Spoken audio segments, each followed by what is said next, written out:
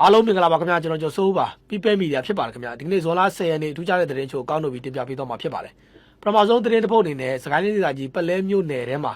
တပ်မတော်ရဲ့တိုက်ခိုက်ရေးဖိုက်တာတစ်စီးဒါဆက်ချွေယူပြီးတော့ပြတ်ကျသွားခဲ့တဲ့အခြေအနေတွေဖြစ်ပေါ်ခဲ့ပါတယ်ဒီအခြေအနေနဲ့ပတ်သက်ပြီးတော့အကြမ်းဖက်သမားတွေကဒီသူတို့လက်ချက်နဲ့ပြစ်လိုက်လို့ဒီတိုက်ခိုက်ရေးဖိုက်တာကိုထိပြီးတော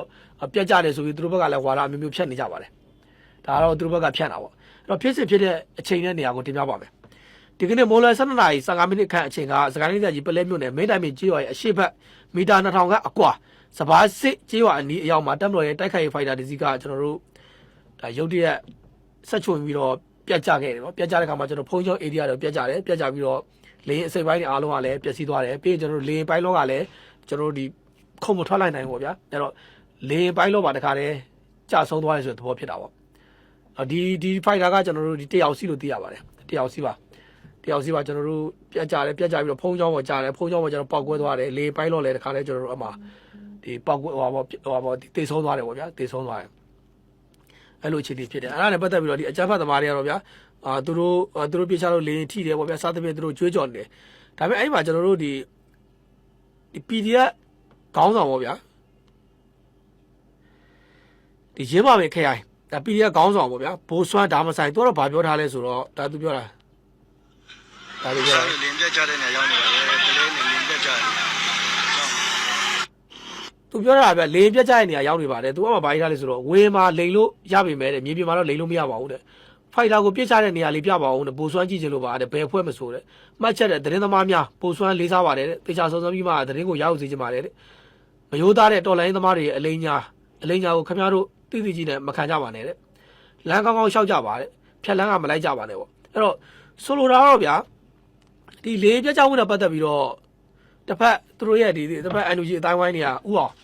်ဒါသူတို့အဖွဲ့ကပြစ်တယ်ဟိုကပြစ်တယ်ဒီကပြစ်တယ်ပေါ့ဒါတွေကမဟုတ်ဘူးဒါ PDF ချင်းချင်းတော့မှဒီပေါ်မှာကျွန်တော်တို့တစ်ဖွဲ့ကဟုတ်တယ်တစ်ဖွဲ့ကမဟုတ်ဘူးဒီအဖွဲ့ကမြေပြင်မှာသူတို့ရှိနေတဲ့အဖွဲ့အဲ့ဒီအဖွဲ့ကဒ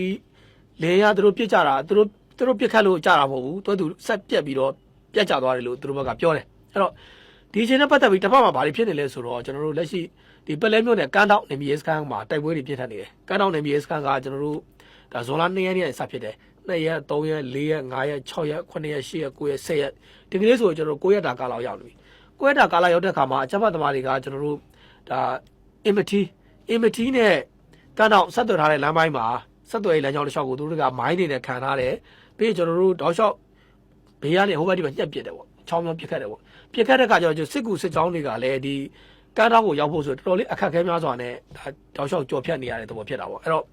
့ထိခိုက်မှုတွေရှိတယ်ပေါ့ဗျာဒါကြောင့်ဆိုတော့ဒီမိုင်းတွေဆွဲတယ်မိုင်းတွေနဲ့ကျွန်တော်တို့ဒီစစ်ကြောင်းအောင်သူတားတယ်အမျိုးမျိုးတားတယ်ပေါ့ဒီလိုအခြေအနေတော့ဖြစ်တယ်ဒါရှိမှတော့ကျွန်တော်တို့ဒီတိုက်ပွဲတွေကပြင်းထန်နေတယ်ဖြစ်တယ်ဒီအပိုင်းမှာကန်းတောက်ရရှိအတွက်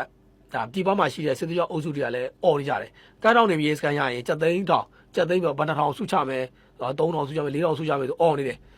တယ်တစ်ဖက်ကလည်းဒီအပိုင်းမှာသူတို့ကဒီကန်းတောက်နေမြေစကန်ကိုသူတို့မြေပြားနေပြီးတော့ကြားတက်ထိုးပြီးတိုက်လို့မရတဲ့အခါကျတော့အကြမ်းဖက်သမားတွေကလက်ရှိဒီ drone တစ်ဖွဲ့တွေခေါ်ပြီးတော့ဒါစကန်ကို drone နဲ့ပုံကျဲမယ်ကျဲပြီးတော့သူတို့စစ်စီးမောမကြေသွားတဲ့ခါမှာသူတို့တက်ရှင်းမယ်ဆိုတဲ့သဘောနဲ့သူတို့ရေးနေတာရှိတယ်ပြောနေကြတာရှိတယ်အဲ့တော့ဒီအပိုင်းမှာကန်းတောက်နေပြီးစကန်ကိုအကြမ်းဖက်သမားတွေက drone နဲ့တိုက်ခိုက်မှုကပိုပြီးပြင်းထန်လာနိုင်တဲ့အနေအထားတွေရှိတယ်။ဘာကြောင့်လဲဆိုတော့သူတို့ရဲ့ဒီလူမှုကွန်ရက်တွေမှာကျွန်တော်တို့သူတို့ရဲ့အကောင့်တွေနဲ့ကျွန်တော်တို့ရဲ့အကောင့်တွေပေါ့ဗျာကျွန်တော်တို့အကောင့်တွေပဲသုံးလို့ရတယ်။အကောင့်တွေကိုကြည့်တဲ့အခါမှာသူတို့ဒီအပိုင်းမှာသူတို့ drone တစ်ဖွဲ့တွေကိုခေါ်ထားတယ်အင်အားဖြည့်ထားတယ်အင်အားဖြည့်မှာဆိုတော့ဒီကန်းတောက်နေပြီးစကန်ကိုသူတို့ဘုံကျဲပေါ့ဗျာ drone နဲ့ဘုံကျဲမယ်ကျဲသွားမှသူတို့မြေပြားနေထိုးတက်မယ်ဆိုတော့သူတို့ဘက်ကပြောနေတယ်။အဲ့တော့သူတို့ကတော့ဒီမြေပြားနဲ့တိုက်ရင်တို့ဒီစကန်ကိုမရဘူး။မရတဲ့အတွက်သူတို့ဒါ drone နဲ့ဘုံကျဲမယ်ရခိုင်သူတို့တိုက်နေကြအတိုင်းပေါ့တိုက်နေကြအတိုင်းသူတို့ဒီတိုက်မယ်ဆိုတဲ့သဘောပေါ့ပထမတော့ဒီစကန်မှာသူတို့ဒီဂျမ်ဘာပေါ့ဒီဂျမ်ဘာရဲ့လွတ်တဲ့နေရာထိသူတို့ရဲ့စစ်မြင့်တဲ့ drone တွေနဲ့ဒါတိုက်မယ်ဆိုရင်သူရေးနေကြတွေ့တယ်ဒါတော့သူတို့ဘက်ကရေးသားထားတာပါအဲ့တော့ဘလူးမဲဖြစ်ဖြစ်ကျွန်တော်တို့ကန်းတောင်နယ်မြေစကန်ကတကယ်စစ်ရေးနိုင်ငံရေးမဟာဗျူဟာကြားတဲ့နေရာမှာတည်ရှိတယ်တစ်ဖက်မှာတော့ကျွန်တော်တို့ရောဒေတာနဲ့ချိတ်ဆက်ထားတယ်တစ်ဖက်မှာတော့ကျွန်တော်တို့ဒါချင်းပြည်နယ်နဲ့ချိတ်ဆက်ထားတယ်ရခိုင်ပြည်နယ်နဲ့ချိတ်ဆက်ထားတယ်အဲ့တော့တစ်ဖက်မှာတော့ကျွန်တော်တို့ဒါစကိုင်းဒီမုံရွာပလဲအောက်ပိုင်းထိချိတ်ဆက်ထားတယ်အဲ့တော့ပလဲနဲ့ဆိုလည်းဘယ်လောက်မှဝေးတဲ့နေရာမှာရှိတာမဟုတ်ပါဘူးအဲ့တော့နီးပါတယ်ပြီးကျွန်တော်တို့ဒါတိုင်းမျိုးမုံရွာနဲ့လည်းနီးပါတယ်အဲ့တော့ကျွန်တော်တို့ဒီကန်းတောက်နေမြေစကိုင်းရဲ့အခြေအနေကဘာတွေဆက်ဖြစ်မလဲဆိုတာကျွန်တော်တို့ဆက်ပြီးစောင့်ကြည့်မှာဖြစ်တယ်အကြမ်းဖက်သမားတွေကတော့ဒါသူတို့ဘက်ကတော့ကောင်းကောင်းကြီးကျွန်တော်တို့